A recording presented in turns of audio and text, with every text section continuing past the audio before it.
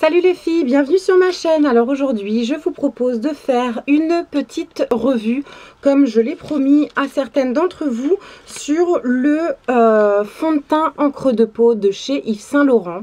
Voilà, donc il se présente comme ceci dans un packaging tout doré comme ça. Mais à vrai dire le packaging on s'en fiche un peu puisqu'on le jette après l'avoir ouvert. Et voici le flacon, donc il est comme ça, il est totalement en verre, donc à ne pas faire tomber bien sûr. Et ce qui est sympa je trouve au niveau du packaging, c'est qu'on peut voir le niveau du fond de teint, voir quand est-ce qu'on le termine ou pas, c'est assez pratique. Sinon vous avez un petit bouchon comme ça qui s'enlève, hop, et l'ouverture se présente comme ça, donc ça se dévisse. Et il s'avère que au niveau de l'embout applicateur, c'est une espèce, enfin ils appellent ça une plume je crois, c'est un truc comme ça qui est censé délivrer la quantité exacte du produit. À vrai dire j'ai pas trop compris dans le sens où il suffit qu'on trempe le truc et ça goûte, voilà. Donc là forcément il y a beaucoup trop de produits et que si on essaye d'en enlever un maximum, bon il reste ça, ce qui est largement suffisant, mais je vois pas l'intérêt d'un embout comme ça qui soi-disant limite l'utilisation du produit.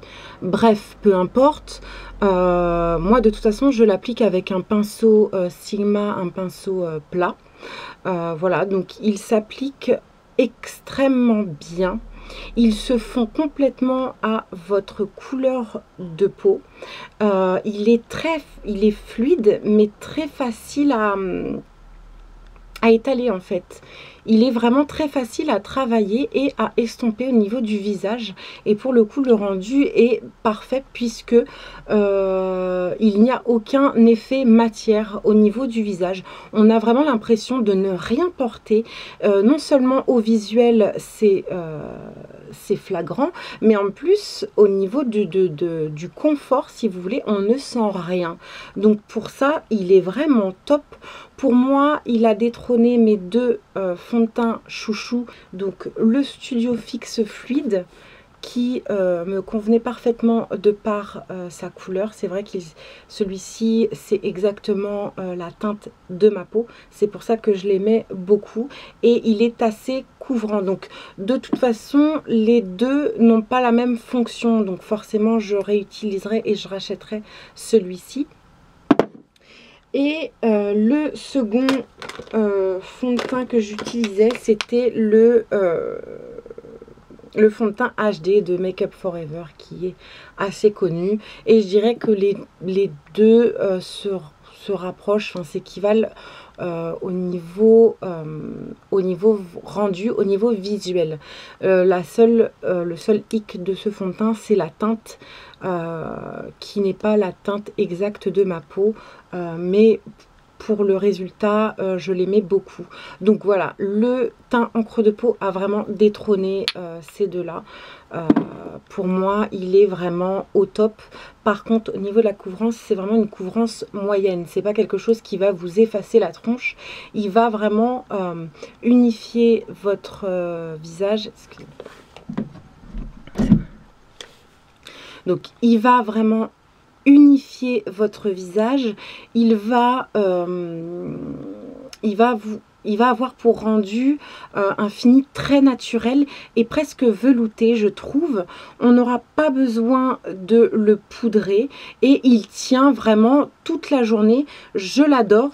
Voilà, par contre a priori j'ai cru comprendre qu'il ne conviendrait pas à tous les types de peau, donc attention, attention. Sinon au niveau de la teinte, il y a beaucoup de teintes, mais moi j'ai la teinte BD50. J'ai l'impression que c'est pas la teinte exacte de ma peau. Mais malgré tout, lorsque je le travaille et que je l'étale, finalement, il s'adapte automatiquement à ma peau. Je ne saurais pas comment vous expliquer le pourquoi du comment, mais ce que je me dis, c'est que on ne peut pas se louper au niveau de la couleur si on hésite entre deux teintes. Il y a très peu de chances de se tromper. Par contre, je vous conseille quand même de l'essayer en échantillon avant d'acheter ce produit, parce que bon, s'il y a vraiment une erreur au niveau de la teinte, c'est dommage de mettre presque 50 € dans un fond de teint qui ne vous convient pas. Parce que oui, il coûte, je crois, aux alentours de entre 46 et 50 €. Il est franchement pas donné, c'est vrai, c'est un coût, clairement. Pour un produit maquillage, voilà, c'est pas... ça reste un produit de luxe, on va dire. Mais si vous en avez marre de chercher le fond de teint parfait, tournez-vous vers celui-ci.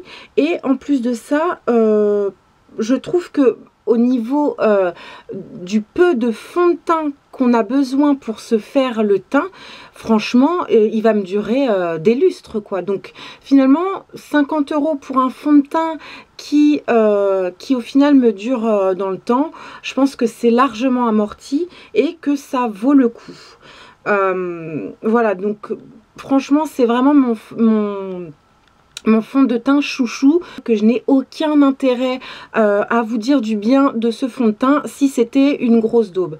Voilà, donc je suis intimement convaincue que c'est un excellent fond de teint avec un bon rapport qualité-prix.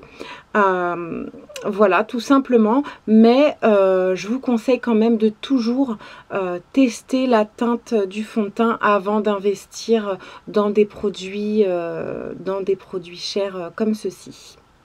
Voilà, bah écoutez, j'espère que cette petite revue vous convient. Je sais que je ne fais pas spécialement dans l'originalité, parce que des revues sur ce fond de teint, il y en a des milliers. Mais simplement, j'ai une de mes abonnées qui m'a réclamé mon avis sur ce fond de teint. Donc, je me devais de lui répondre tout simplement. Voilà, sur ce les filles, je vous dis à bientôt dans une prochaine vidéo. Bye!